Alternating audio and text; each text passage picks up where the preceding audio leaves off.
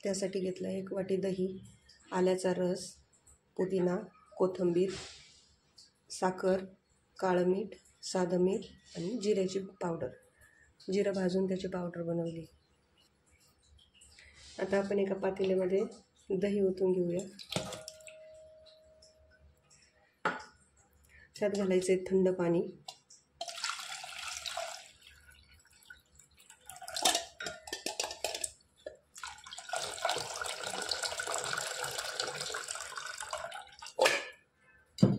आणि हे मिसळून घ्यायचं.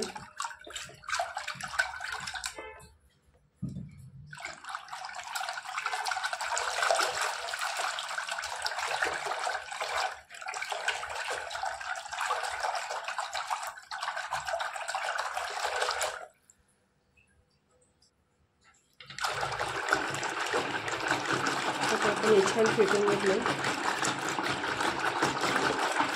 एकदम पातळ काप बनवायचं याचं.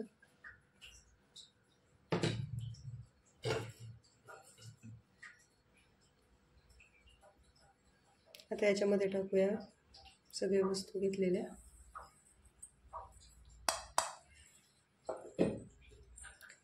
आल्याचा रस,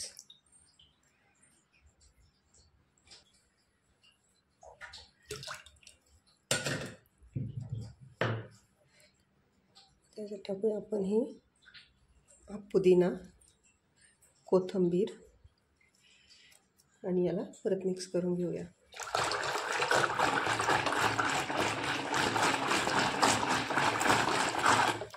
तयार आहे आपला थंडगार मठ्ठा. त्याच्यासाठी पाणी थंडच वापरायचं.